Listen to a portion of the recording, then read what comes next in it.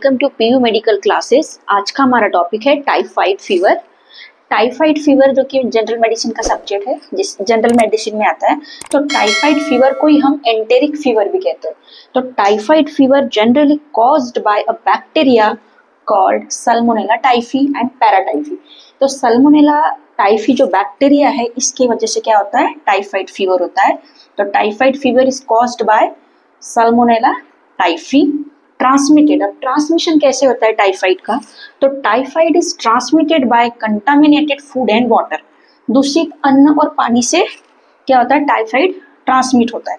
Plus फीको oral route से transmission होगा। और ऐसे पेशेंट जिनको टाइफाइड हो चुका है, वो पेशेंट से आप अगर हैंडशेक करते हो, उसके क्लोज कॉन्टैक्ट में आते हो, तब भी क्या होता है, ट्रांसमिटेड होता है typhoid fever.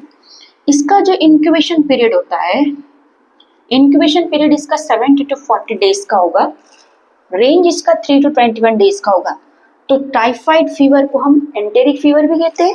It is caused by bacteria called salmonella typhi and it is transmitted by faeco-oral route and contaminated food and water and the incubation period होगा इसका 7 to 14 डेज का।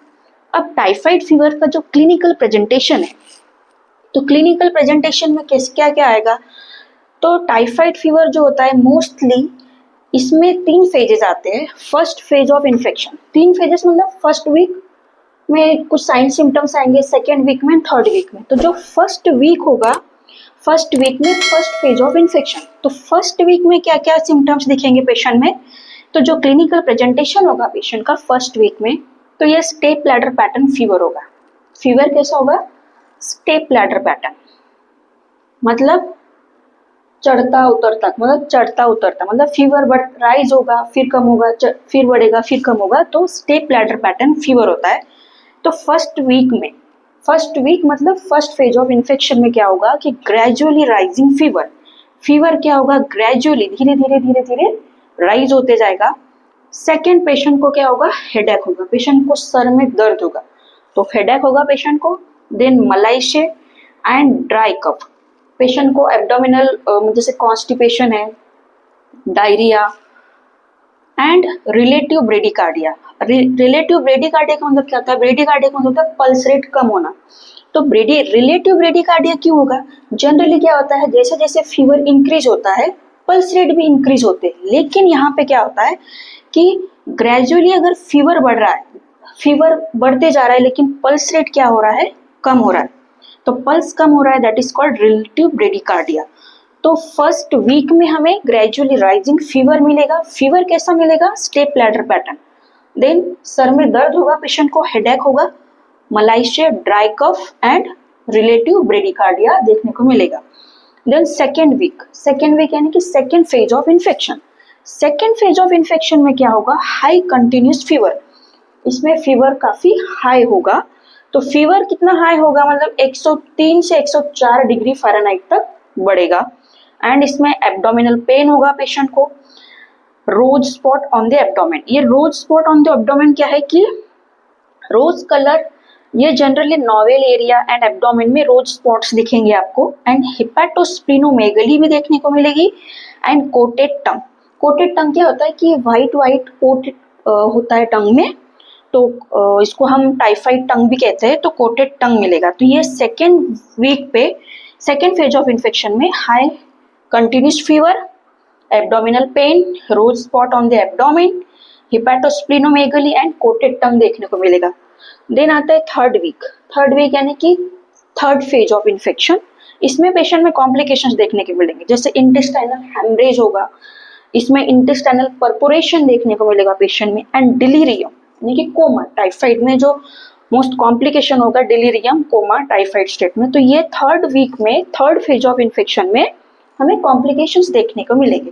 अब हम टाइफाइड फीवर का diagnosis कैसे करेंगे, तो diagnosis के लिए हमें कुछ इन्वेस्टिगेशंस करनी पड़ेंगी। तो टाइफाइड को डायग्नोज करने के लिए हम इन्वेस्टिगेशंस में सबसे पहले हम क्या करेंगे, सीबीसी करेंगे। सीबीसी क्या होता है, कंप्लीट ब्लड काउंट। तो सीबीसी करेंगे तो सीबीसी में क्या मिलेगा, हमें ल्यूकोपेनिया मिलेगा, यानी कि डब्ल्यूबीसी सेल्स कम मिलेंगे। फिर हम ब्लड कल्चर करेंगे। तो ब्लड कल्चर जो कि गोल्ड स्टैंडर्ड होता है, जो कि फर्स्ट वीक में किया जाता है, तो blood culture gold standard test होगा फर्स्ट वीक में। देन हम सीरोलॉजी करेंगे। सीरोलॉजी में हम विडाल टेस्ट करते हैं। विडाल टेस्ट जो कि टाइफाइड के लिए कॉमन टेस्ट होता है, इसमें OH एग्लूटिनिन देखेंगे आफ्टर 7 days। देन हम urine culture and the stool culture, stool culture generally negative आएगा, यूरिन कल्चर करेंगे आफ्टर वीक्स। फिर इसमें बोन मैरो कल्चर भी करते हैं जो कि सेंसिटिव होता है। तो ये इन्वेस्टिगेशंस हो गया जिसमें सीबीसी करेंगे, blood culture, Widal test, urine culture and stool culture and bone marrow culture भी करते हैं। देन बातें आती है हम ट्रीटमेंट की। तो ट्रीटमेंट ऑफ टाइफाइड फीवर, अब टाइफाइड फीवर में हम कैसे ट्रीटमेंट करेंगे? तो एज पर इंडियन गाइडलाइन के अकॉर्डिंग सबसे पहले एंटीबायोटिक्स देंगे पेशेंट में। तो एंटीबायोटिक्स में भी हम सबसे पहले सेफ्ट्रैक्सोन देते हैं IV। सेफ्ट्रैक्सोन देंगे हम IV 2 to 3 ग्राम, 2 से 3 ग्राम सेफ्ट्रैक्सोन देंगे IV। OD देते हैं इनटू 10 days के लिए, 10 दिन के लिए। एंड टैबलेट देंगे azithromycin 10 to 20 mg oral, uncomplicated अगर है तो टैबलेट सिफिक्जिन देंगे, अल्टरनेटिव देते हैं ये 200 mg BD यानी कि दिन में 2 बार पर ओरल देते हैं फॉर 10 to 14 days के लिए। तो एंटीबायोटिक्स में हम सेफ्ट्रैक्सोन IV देंगे 2 से 3 ग्राम, एजिथ्रोमाइसिन देते हैं 10 to 20 mg ओरल देंगे, एंड टैबलेट सिफिक्जिन भी ओरल ही देंगे, BD देते हैं 200 mg फॉर 10 to 14 days के लिए। सेकेंड आता है सपोर्टिव थेरेपी। फर्स्ट हमने एंटीबायोटिक थेरेपी दी, उसके बाद में हम सपोर्टिव थेरेपी देंगे। सपोर्टिव केयर में ओरल रिहाइड्रेशन सॉल्यूशंस देंगे, पेशेंट को IV फ्लूइड्स देंगे। देन पैरासीटामोल, अब हम पैरासीटामोल फीवर कंट्रोल करने के लिए देंगे, तो paracetamol for fever. And patient को हम सॉफ्ट डाइट लेने के लिए एडवाइस करेंगे।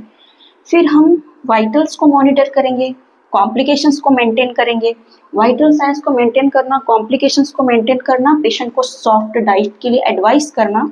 एंड थर्ड आता है प्रिवेंशन। अब हम टाइफाइड फीवर को कैसे प्रिवेंट करेंगे? तो टाइफाइड फीवर को प्रिवेंट करने के लिए सेफ ड्रिंकिंग वाटर, यानी कि हम सेफ ड्रिंकिंग वाटर लेंगे, इनटेक करना है, हैंड हाइजीन मेंटेन करना है, हैंड हाइजीन मेंटेन करना है, safe drinking water. Then vaccination जो कि मोस्ट प्रोटेक्टिव मेथड, इसमें वैक्सीनेशन कौन सा लेना है हमें? Typhoid conjugated vaccine. तो वैक्सीन सिंगल वैक्सीन होता है इसमें, तो वैक्सीनेशन लेने से क्या होगा कि टाइफाइड फीवर प्रिवेंट होता है। तो प्रिवेंशन में हमें क्या क्या करना है? Safe drinking water, hand hygiene maintain करना है, वैक्सीनेशन लेना है।